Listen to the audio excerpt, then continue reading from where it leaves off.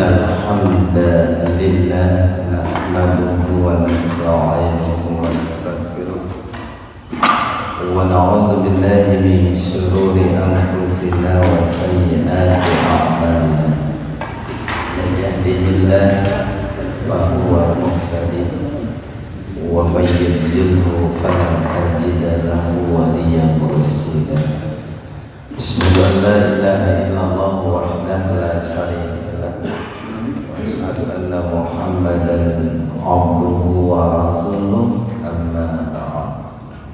Hadirin ikhwatul iman jemaah majelis taklim ini, mudah-mudahan senantiasa diberikan hidayah dan taufik oleh Allah Subhanahu wa taala. Kajian tafsir di Majelis Tafsir Ilhin pada kesempatan subuh ini membahas surat Ali Imran ayat 165,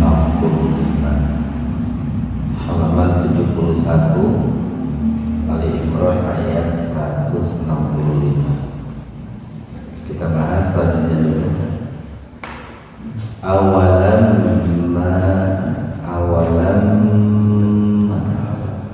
gunna, min bertasdid gunna.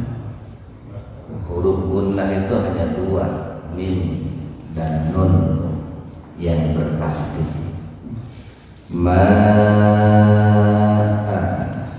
Menjadi ismun fasil karena ada matobihi alif bertemu hamzah secara terpisah, jadi dibacanya lebih dari biasa, lebih dari dua ketukan.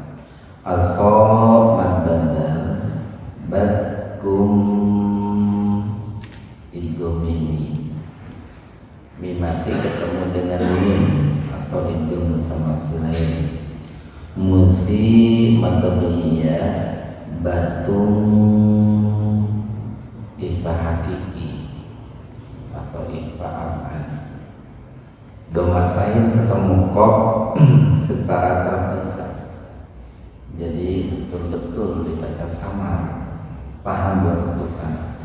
Konde pokok subro, asomde pokok subro juga. Dibahnya dipantulkan secara ringan. Indomimi atau mutamatsilain. Min itu ujung lidahnya digigit. Min lain matlain ha matabi alif kultum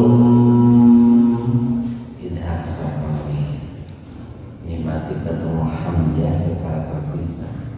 An gunna na madbada ha madbada da Kul huwa min itfa ing itfa dian itfa. Nun mati ketemu ain, kemudian nun mati ketemu ya, kemudian nun mati ketemu fa, semuanya itfa. Sikum inna gunna nom lafzul jalalah atau lebih spesifiknya huruf lam didahului oleh fathah. Ala man badal kulli syai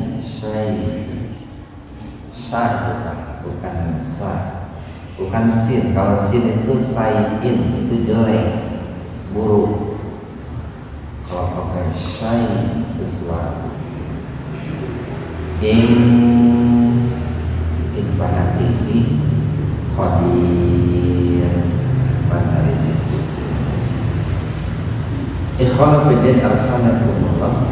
Jika dalam ayat sebelumnya Allah berbicara tentang nikmat yang sangat besar dari nikmat-nikmat Allah yang besar, atau nikmat yang paling besar dari sekian nikmat-nikmat Allah yang besar, yaitu nikmat diutusnya Rasul Rasulullah SAW yang utamanya adalah untuk memenuhi, mencukupi, menyempurnakan tuntutan rohani kita, yang tentu targetnya adalah untuk mendapatkan keselamatan dunia, terlebih-lebih kebahagiaan akhirat. Yang diantara kriteria keutamaan yang dimiliki oleh Rasul itu adalah, pertama, Rasul yang diutus itu dari macam kalian, itu dari macam manusia, bukan dari macam makhluk yang lain, dan juga dari jenis kalian. Dalam arti kalau dispesifikkan kepada orang Arab, dari jenis bangsa Arab, berbahasa Arab, dan berkarakter juga seperti umumnya karakter orang-orang Arab gitu ya. Dalam arti sifat-sifat secara umumnya sama. Kemudian yang kedua, senantiasa istiqomah mentilawahkan kepada kalian ayat-ayat Allah, ayat-ayat yang sifatnya kauniyah. Kemudian yang ketiga, senantiasa mensucikan jiwa dan raga kalian, mensucikan akidah kalian, mensucikan ibadah kalian dari penyimpangan-penyimpangan, dan mensucikan kalian dari akhlak-akhlak yang buruk. Kemudian yang keempat, senantiasa mengajari kalian Alkitab, dalam arti ayat-ayat Allah yang sifatnya Qur'aniyah atau qauliyah. Kalau tadi ayat-ayat Allah yang sifatnya qauliyah, yang ini Rasul itu senantiasa mengajari kalian, istiqomah mengajari kalian ayat-ayat Allah yang sifatnya Qur'aniyah. Dan yang kelima, senantiasa mengajari kalian al-hikmah. Ada yang menafsirkan al-hikmah itu adalah as-sunnah. Ada juga yang menafsirkan bahwa al-hikmah itu adalah pengetahuan tentang syariat. Ada juga yang menafsirkan al-hikmah itu adalah keadilan, mengajari kalian bagaimana yang namanya keadilan atau menempatkan sesuatu pada tempatnya. Cuman umumnya ulama mengatakan kalau kata kitab digandeng dengan kata hikmah atau kata hikmah digandeng dengan kata kitab, itu umumnya ditafsirkan al-hikmah itu as-sunnah. Nah, di ayat 165 ini Allah berfirman, awalam ma, ini ada 3 huruf itu, atau 3 kata. Pertama adalah a, harful istifham. Cuman karena istifhamnya itu istifham ingkari, maka bisa diartikan a di sini adalah mengapa. Mengapa itu kan kesannya menyalahkan, kesannya negatif. Beda dengan apakah gitu, kesannya itu positif. Kemudian yang kedua adalah wa. Wa itu di sini wa-nya wawu tidak, memulai membicarakan, artinya dan. Kemudian lama, ketika. Jadi kalau digabung begini, awalamma, dan mengapa ketika, dan mengapa di saat asobat. Asobat itu mengenai, menimpa, yang secara garis besar yang menimpa diri kita manusia itu ada 2. Satu, ada yang menimpa diri kita itu yang disebut dengan nikmat. Yang kedua, ada yang menimpa diri kita itu adalah musibah. kalian musibah. Musibah itu adalah sesuatu yang tidak diinginkan, sesuatu yang pada umumnya manusia menghindari, itu musibah. Jadi begini nih, dan mengapa ketika kalian, wahai umat Islam, wahai para sahabat, dan mengapa ketika menimpa kalian wahai umat Islam musibah.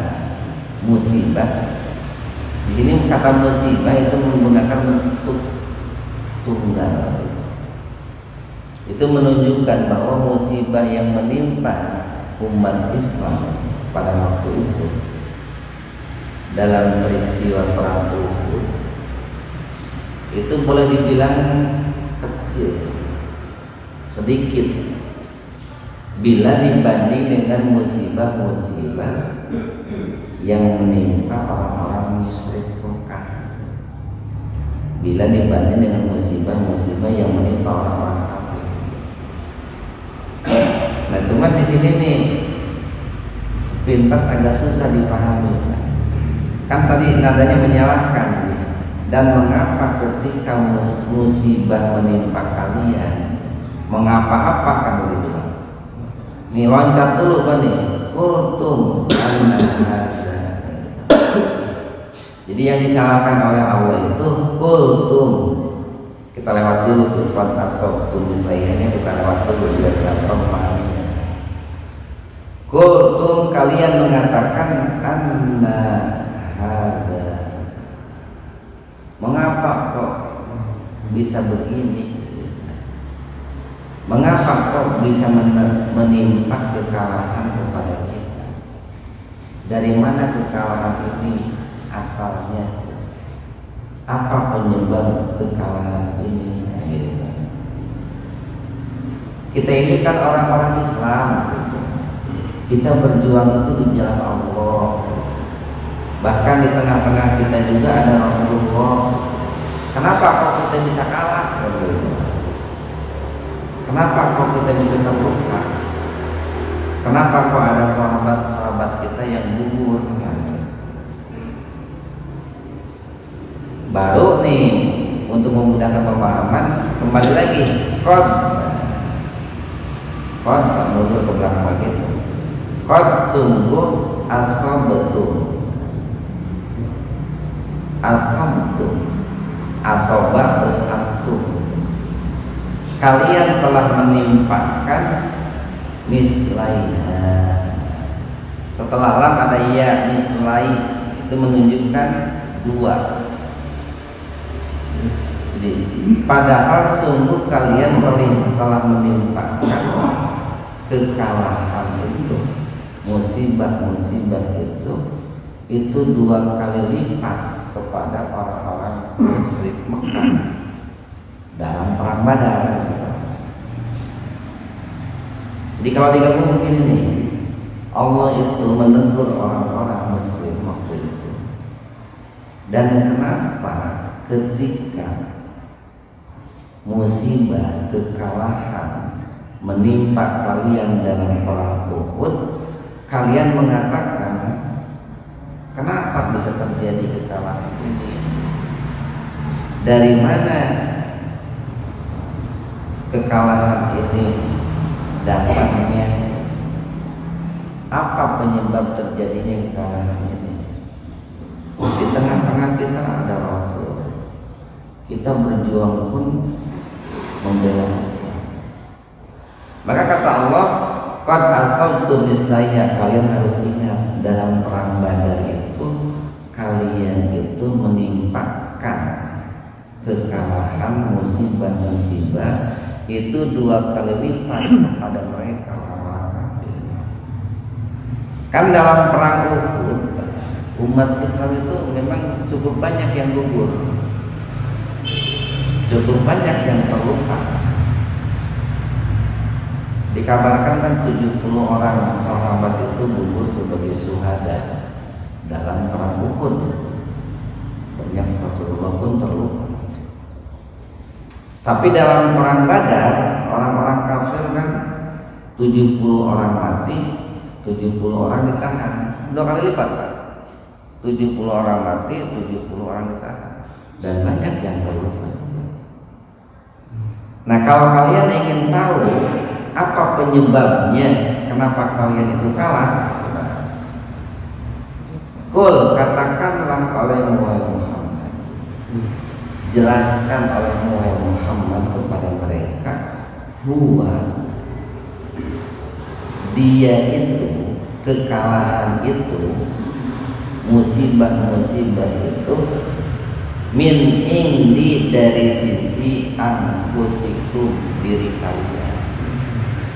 Kalian itu kalah, itu penyebabnya kalian.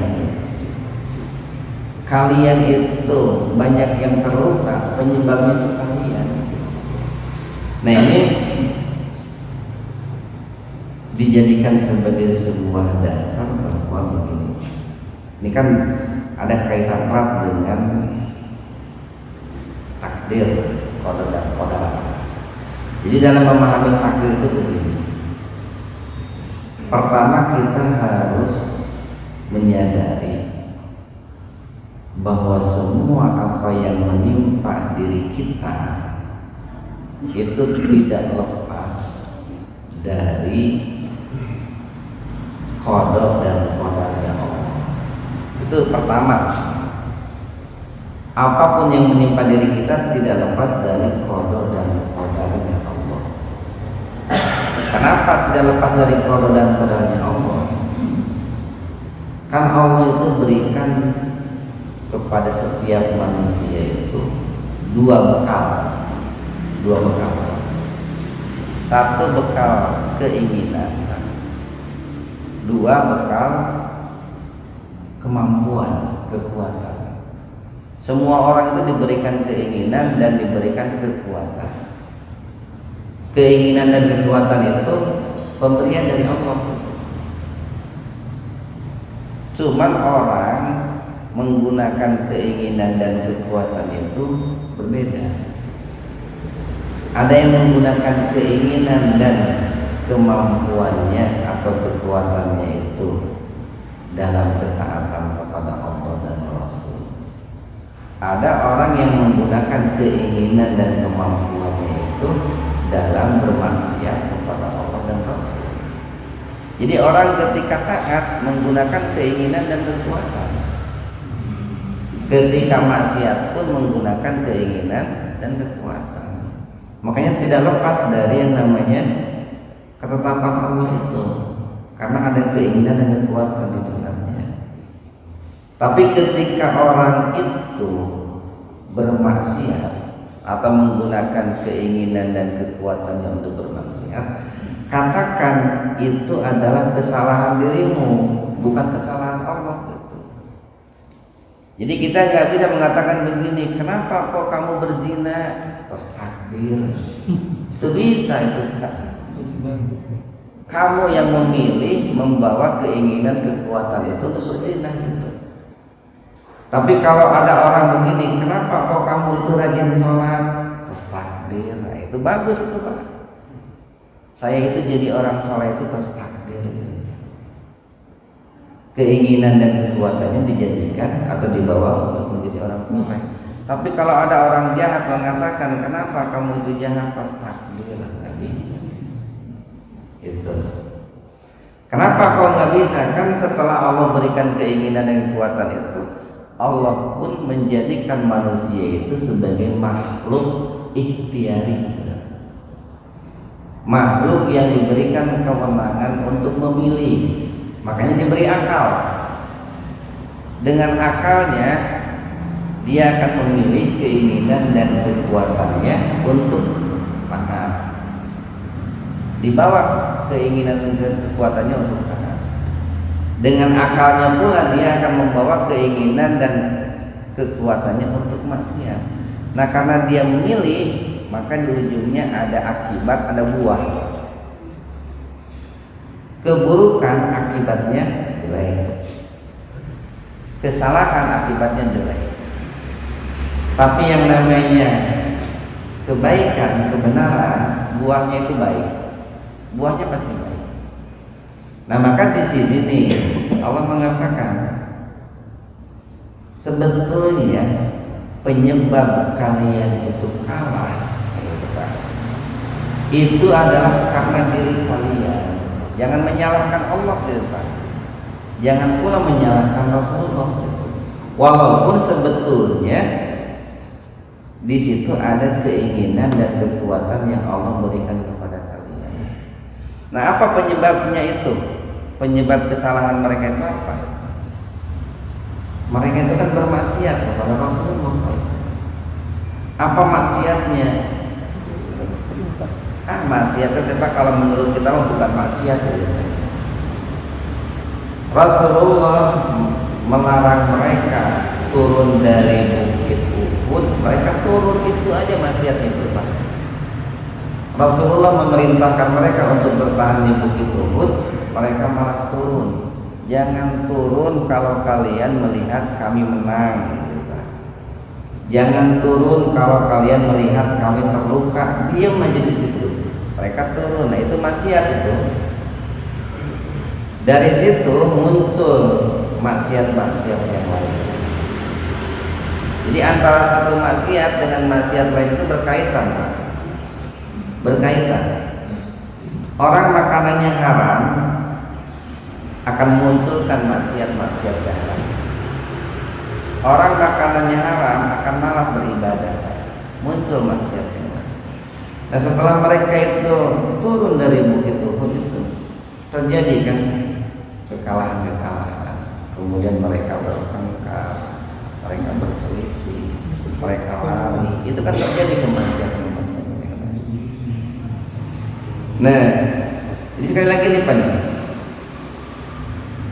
semua apa yang menimpa diri kita itu tidak lepas dari qada dan qadarnya Allah. Karena apa? Allah berikan kita keinginan dan kemampuan. Tetapi ketika orang itu menggunakan keinginan dan kemampuannya untuk bermaksiat, katakan itu salah dirimu. Tapi kalau orang menggunakan keinginan dan kemampuan itu untuk taat, katakan itu adalah karena takdir Allah. Ini yang paling jelas itu tadi Pak, yang ayat yang saya baca dalam surat itu bergandengan. Surat An-Nisa ayat 79 itu. Itu lebih mudah memahaminya karena berdekatan. Halaman 90. Halaman 90 surat An-Nisa ayat 79 di bawah Pak. Ma asabaka min hasanatin faminallah. Kebaikan-kebaikan yang menimpa dirimu itu datangnya dari Allah.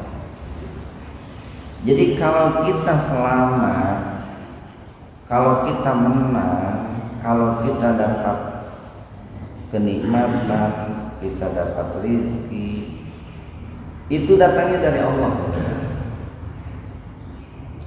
Wa ma asabaka min sayyi'atin famin nafsik. Tetapi keburukan yang menimpa dirimu itu datangnya dari dirimu sendiri. Kan jelas Pak ya, bergandengan tuh. Kebaikan yang menimpa dirimu datangnya dari Allah. Tapi keburukan yang menimpa dirimu datangnya dari dirimu sendiri. Karena kesalahan dirimu. Cuman perlu kita tegaskan juga yang namanya salah itu tidak selamanya berakibat adab. Ada juga yang berakibat iqab. Itu ada pembahasan perbedaan antara iqab dan adab. Apa bedanya? Kalau iqab bisa di dunia, bisa di akhirat. Kalau adab di akhirat. Kalau iqab bisa positif, bisa negatif, tapi adab pasti negatif gitu. Pasti negatif. Jadi beda antara iqab dan adab. Dan tadi kita katakan kesalahan itu atau semua keburukan itu disebabkan oleh kesalahan kita, atau kesalahan itu akan mengakibatkan keburukan. Tapi tidak semua keburukan itu siksa, Pak. Tidak semua keburukan itu disebut dosa. Contoh begini nih, Pak. Kesalahan yang bisa mengakibatkan keburukan itu, tapi enggak berdosa, enggak disiksa juga. Bapak-bapak dulu ketika muda, ketukar morak ini baru pakai motor tengah penting, tara pakai jaket gitu kan. Tara video ke Garut pakai motor. Penting-penting begadang sampai jam 1. Kata salah, Pak. Salah. Kulantaran ngerasa ngorak kene, murah seblak, level 8 gitu.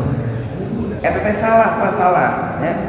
Minum kopi sapoe 5 gelas, teh salah teh. Aya hukumanna teh aya, tapi lain dosa. Karena ayeuna awak teh itu geus kolot. Dada nyeri, eta teh akhir-akhir motoran teh make jaket, Pak. Itu. Penyakit lambung gara-gara baheula model minum kopi terus edangan parah gitu kan. Itu adalah kesalahan yang tidak berakibat dosa, tapi ada sanksinya, Pak, ada hukumannya, yaitu tubuh kita menjadi tidak bagus. Tapi moal disiksa di akhirat moal, Pak. Gara-gara memakai jaket, memakai motor ke Garut, moal disiksa di akhirat moal.